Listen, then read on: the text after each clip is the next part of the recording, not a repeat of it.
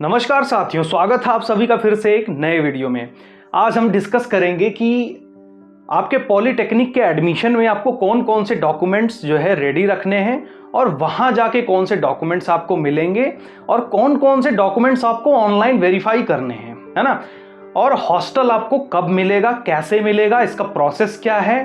तो please video को अंत तक देखें विदाउट स्किप किए, क्योंकि मैं राजकीय पॉलिटेक्निक गाजियाबाद में गया हुआ था। वहाँ मैंने एक लड़के का एडमिशन करवाया है और पूरी प्रोसेस की प्रक्रिया समझ के मैं वहाँ से आया हूँ। क्या क्या चीज़ें ज़रूरत पड़ेंगी आपको, वो मैं इस वीडियो में आपको बताने वाला हूँ। तो वीडियो को स्टार्ट करते हैं।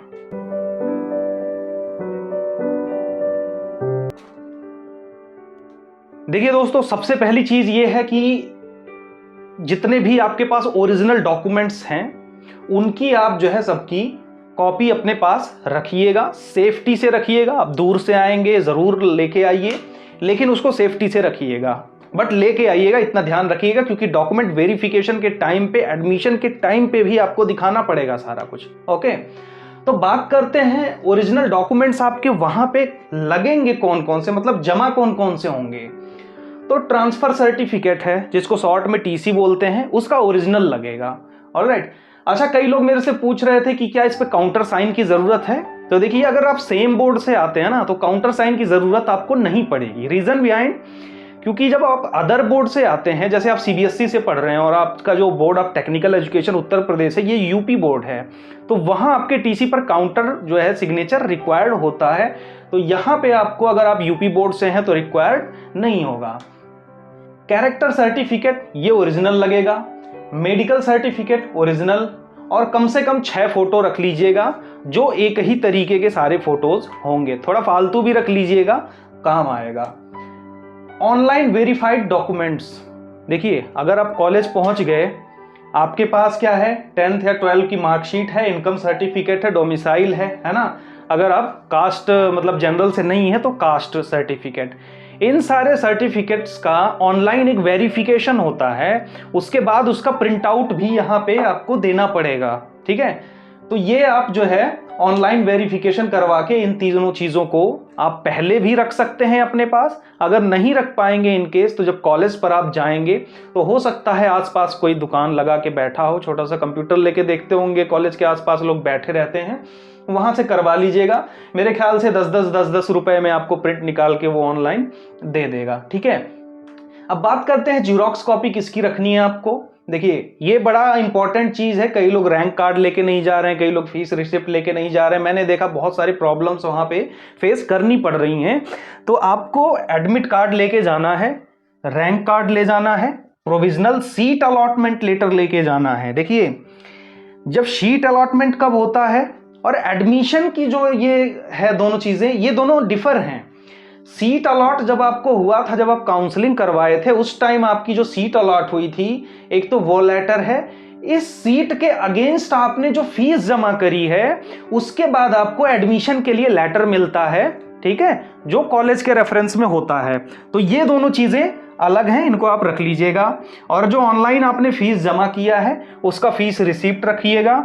उसके बाद आप डॉक्यूमेंट वेरिफिकेशन के लिए गए थे, तो डॉक्यूमेंट वेरिफिकेशन होने के बाद जो भी सर्टिफिकेट आपको वहां से मिलता है, वो आप प्रिंट करके रख लीजिएगा अपने पास। और आधार कार्ड ओरिजिनल और इसकी 2-4 फोटोकॉपी रख लेंगे, ज्यादा अच्छा रहेगा। अब बात करते हैं कि कॉलेज आपको क्या क्या फॉर्म्स देगा वहां पे फिल करने के लिए। उसके लिए भी आप प्रिपेयर रहिएगा। एक तो एडमिशन लेटर है, एक रैगिंग फॉर्म है, एक रजिस्ट्रेशन फॉर्म है, एंड हॉस्टल फॉर्म है, and amount paid to college principals account, उसका प्रिंट आउट चाहिए। ये चीज क्या है वो मैं थोड़ा सा आपको क्लियर कर देता हूं। आप लोग मेरे से पूछ रहे थे कमेंट बॉक्स में कि सर डीडी कहां बनवाना पड़ेगा, कॉलेज में जाना पड़ेगा या फिर पहले से ही बनवा के जाना पड़ेगा। तो देखिए, अभी डिमांड ड्राफ्ट बनवाने का कोई प्रोविजन नहीं है। आप जब कॉलेज में जाएंगे, देखिए यहाँ पे मैं एक अटैचमेंट लगा रहा हूं। इस अटैचमेंट में अगर आप देखेंगे तो यहाँ पे कैटेगरी वाइज, जनरल, ओबीसी और मतलब ब्रांच वाइज भी इन्होंने फीस डिसाइड कर रखी है। 936 रुपए हमने पेड किए थे कल। तो वो आप साइबर कैफे पे जाइएगा, वो आई कलेक्ट एसबीआई का एक वेबसाइट है, आई कलेक्ट, उसके थ्रू वो पेड किया जा रहा है एक चालान के तौर पर। जैसे आप डिमांड ड्राफ्ट भर के देते थे ना 2000-3000 का, जो लास्ट ईयर होते थे पहले, अब वो चीज़ कन्वर्ट हो गई है। वो 936 रुपये, हम जनरल थे तो हमने वो साइबर कैफे से उसको करवाया और उसका एक प्रिंट आउट रिसिप्ट लेके हम वहाँ से आए। मेक श्योर कि इसमें जो आप मोबाइल नंबर और ईमेल आईडी वगैरह देंगे वो थोड़ा चेक कर लीजिएगा सही है या नहीं है, ठीक है। अब बात करते हैं कि कौन से डॉक्यूमेंट्स आपको परचेज करने पड़ेंगे वहां पे। इसके लिए भी आप रेडी रहिएगा या कॉलेज में एंट्री करने से पहले ही आप इन चीज़ों को परचेज कर लीजिएगा, तो आपका मुश्किल से 10 से 15 मिनट में सारा एडमिशन प्रोसेस कंप्लीट हो जाना है। हमें तो लगे, जेन्युइनली मैं बताऊं तो 3 से 4 घंटे लग गए इन सारे प्रोसेसेस में करने के लिए।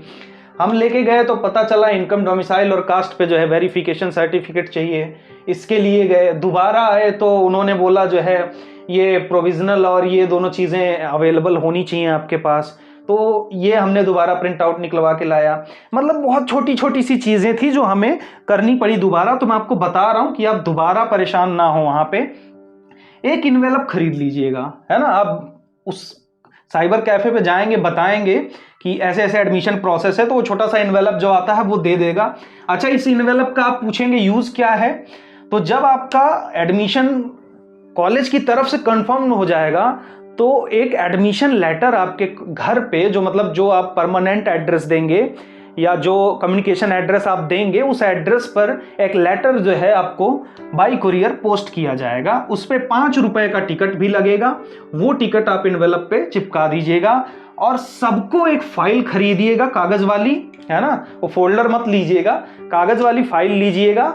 इन सारे डॉक्यूमेंट्स को उसमें लगा के उसके बाद आप जब काउंटर पे जाएंगे ना, 5 से 10 मिनट में सारे डॉक्यूमेंट्स चेक करके वो वेरीफाई करके ओके कर देंगे। एक बार सारा डॉक्यूमेंट आपका कंप्लीट हो जाएगा, एडमिशन हो जाएगा। सारे डॉक्यूमेंट्स क्लियर होने के बाद पीछे से कोई पर्सन बोलेगा जी ऑल क्लियर है, उसके बाद आपको ये हॉस्टल फॉर्म मिलेगा। उससे पहले आपको हॉस्टल का फॉर्म नहीं मिलेगा, ड्यू टू रीजन कि पता नहीं जी आपका एडमिशन कंफर्म हो रहा है नहीं हो रहा है। तो ये चीज़ें ध्यान रखिएगा। तो ऑलराइट दोस्तों, और एक छोटा सा मैंने ब्लॉग बनाया है बट वीडियो कंप्लीट नहीं है, वो तो मैं पोस्ट नहीं कर पाया। रीज़न बिहाइंड कि उन्होंने बोला कि हॉस्टल में आप तभी एंट्री कर पाएंगे जब आपको हॉस्टल अलॉट हो जाएगा।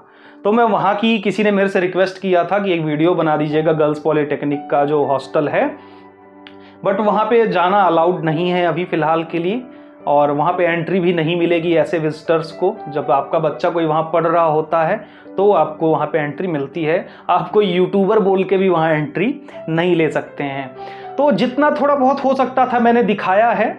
और एक चीज़ और कहूँगा कि जो गाज़ियाबाद का कॉलेज है, वहाँ पे मैंने देखा है नोटिस बोर्ड पे, वहाँ का प्लेसमेंट रिकॉर्ड भाई, मैकेनिकल का तो 100% प्लेसमेंट रिकॉर्ड है। बहुत अच्छी अच्छी कंपनियाँ आई हैं, इवन की L&T, मारुति और महिंद्रा और DMRC भी आई हुई है, हीरो आई हुई है ना।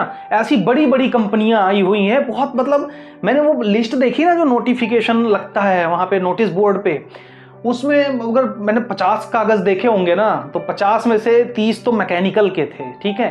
तो नंबर 1 का कॉलेज मान के चलिए आप मैकेनिकल के लिए यूपी का ये है। तो दोस्तों आई थिंक आपको काफ़ी मदद मिली होगी इससे। तो वीडियो पसंद आई हो तो लाइक करिएगा, नए हो तो सब्सक्राइब करिएगा और अपने फ्रेंड्स के साथ शेयर करिए। हो सकता है किसी को इससे और अच्छा हेल्प मिल जाए। तो मिलते हैं दोस्तों नेक्स्ट वीडियो में, तब तक के लिए अपना ख्याल रखिए। Take care, bye bye.